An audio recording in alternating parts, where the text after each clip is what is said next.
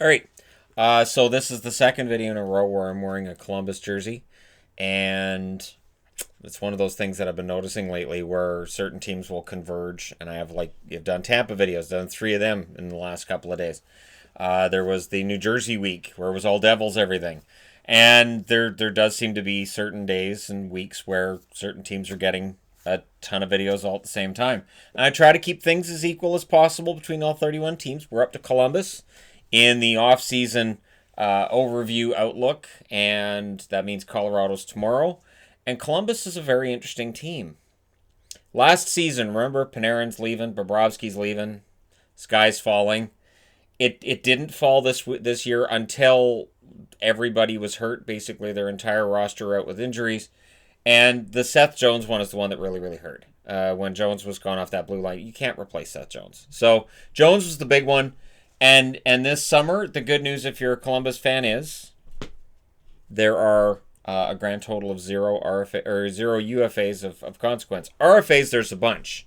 And how much they end up paying the restricted free agents is going to go a long way to deciding whether or not Columbus is contending next year. Not just for a playoff, but maybe for being one of the top 8 teams in the league. Maybe they can get that far. Based on what happened this year, I wouldn't bet against them. Now, they were 33, 32, and 15 at the time of the pause. 81 points. That's 15 overtime loss points that they had accumulated at that time. But still, very solid record considering how many injuries they'd had. Now, of course, they crashed that last month and a bit going into the break, but I think there's enough encouraging signs to see them as being in the mix for next year. 47, 31, and 4 was their record last year, 98 points. In the year before, 45, 30, and 7, 97 points. So over the last 3 years, Columbus, not too bad. Now, of course, they were sliding out of the playoff contention that they had clung to for most of the season as we get to the pause. But there's a lot of reason to think Columbus should be back in it next year. Their best contract, I went with Werenski. Werenski not only is up in 2 years at 2022 at $5 million, he's still a restricted free agent at the end of that. It's got to hurt for teams that signed their restricted free agents to contracts that walked them to the unrestricted free agent status. That means Columbus is still in control of things 2 years from now. And Werenski's an excellent defenseman. The tandem of Werenski and Jones, that's a top 2 on the blue line that I think can go up against most others in the league. Now, worst contract, I went with Ryan Murray. It's the easy one, right? $4.6 million, but that contract's up next year. And I don't have it as the worst contract because he's a bad player. I have it as the worst contract because he always gets hurt. And yet in Columbus, he certainly had a lot of company in terms of getting hurt this year. There are other contracts I could have mentioned as being questionable, but for the most part, this is a very well-run team. And we'll see how well-run it is this coming offseason and what they do with the restricted free agents, because it is really an extensive list. Shore's at the top of it. He has arbitration rights. I'm thinking that since it's $2.5 million, pretty sure that in order to hold on to him and keep him restricted, they'd have to offer him what he's making, which at $2+ million, that might be a little bit rich. I don't know. Do you qualify him at that and then just give him an extension at $2.5 million, or do you let him go as a UFA and take a chance with maybe paying him a little bit less? We'll see what they do. So that's an interesting one. Stenlund is an RFA this summer. I liked Stenlund. I thought he was decent. I thought a lot of the guys who stepped in were pretty good. I've talked about this recently as well I like teams that when they call up guys from the minors, they fit right in. You can't really tell who the new guy is just from how the game's going. And Columbus had an excellent overall organizational depth chart showing up. I could have worded that way better. Their organizational depth chart, it really showed how well put together it is when the injuries were taking place, in that guys were stepping in, and it was as seamless as it can be. You're seeing a drop in talent, yes, but it's not as noticeable as it might be for a team that doesn't quite have that seamless transition from their AHL franchise to NHL. And not every team has that. Lilia, arbitration rates for him. He was half decent in his appearances, but again, we'll see what they do. Gavrikov. How much is Gavrikov worth as an RFA this summer? He could get a substantial raise, but again, in the environment we're in right now, with what's going on here, we will probably see contracts kept low for the next, I want to say, 2 years. Merzlikins, arbitration rights for him. How much is Merzlikins worth? So Elvis, since it's $2.8 million for Korpisalo, you have to think it'll be less than that for Merzlikins. And why not make that a 2-year contract as well? So you're set then at that point, right? For 2 years in net at a reasonable cap hit. Just think if they got Merzlikins at, say, I don't know, $2 million for the next 2 years. Their goaltending would be set at $4.8 million for 2 years. And it's a really good tandem. Pretty darn solid. Josh Anderson, arbitration rates for him. You have to think that he's going to sign a bridge contract as well. Kivlenieks is also in there with arbitration rights. Kivlenieks, not bad. Not bad in the games that he played, and continues this amazing name list. You have Merzlikins, you have Korpisalo, you have Kivlenieks, and then down here, Vehvilainen, like Veini Vehvilainen. Great name, it had to be on the board. The best four goaltender tandem in the entire, no, not tandem, four goaltender group that any franchise could put together. This is where you can tell I do one take, and I don't just go in and splice everything up and do jump cuts and stuff, because I'm just, there's that ramble, and I go, I guess I'll leave that one in there, and then sometimes the ramble, I'm like, yeah, I can't leave that in there, and then I stop and start over. But yeah, their goaltenders, they not only have the greatest names, it just appears that they're really, really well coached. Goaltending coaches in Columbus do a very good job. That's become very, very clear when you see how Korpisalo made his steps this year.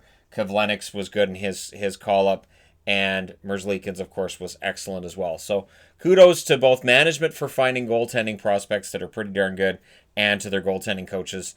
And coaches, because not just at the NHL level, you got the AHL as well, in that they're able to get the most out of their goalies. So really, really good, because without good goaltending, you're probably not going to be a playoff team.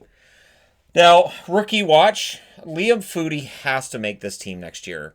Foudy, both times I've seen him play, whether it was the call-up this year or preseason before that, he's excellent. He's a really good player. And I don't know how many points he's going to put up. I don't know what kind of offense he's going to have. But Foudy's really solid. And to me, he looks pretty darn close to ready. I'm really, really happy that Columbus as well doesn't rush prospects along. That was something Columbus did in the early 2000s. It's something Columbus was infamous for, and you can ask yourself how many prospects that may have hurt. But they're not rushing him now. And Foudy, I think he'll be ready for this team in the offseason. And between Foudy getting this lineup and how much do they pay Dubois, those are two question marks that I'm seeing for next year. So $71.1 million. It's not bad, considering there are no UFAs. But Dubois, how much is he worth? Does he end up taking a bridge deal as well because of our current financial situation, and how's that going to look? Again, it's going to be very, very interesting. I'm fascinated to see how things are going to work with the salary cap, how things are going to work for teams and for players, and how all of this is going to unfold. Cole Sherwood, still technically a rookie next year. I would think he'll get an increased role as well, potentially. Although Columbus, again, there's no UFAs, there's nobody going out. They're not an old team. They're not a team full of guys that you're going to look at and say, oh, clearly they're over the hill. Who's coming in to replace him? Things are pretty steady for Columbus, and I'll be interested to see how much Foudy gets in. And Andrew Peeke, there's an asterisk next to Andrew Peeke because he's played 22 games at the time I'm recording this. And if we return to regular season and he plays his 27th game, he wouldn't be eligible to be a rookie next year. And I don't know if, because of the shortened season we've had, in the event that that's it for the regular season, I don't know if they change the rules on how many games you've played before you lose your rookie status. So it's possible he's already played too many games to be a rookie next year. But I thought, again, Peeke, it was that seamless transition that the Columbus Blue Jackets had to the NHL from the AHL, and it's because of the system they've got in place. Because Tortorella has really changed the way he coaches. He has reinvented himself better than I think any other coach has. I think Ken Hitchcock tried his best. I think Hitchcock did well, but not on a level Tortorella has, where he has really managed to coach and get the best out of Columbus in a way that I get the feeling he learned from that year in Vancouver. That the year in Vancouver, after coming out of that year, that he fundamentally changed a lot of things in how he approached coaching.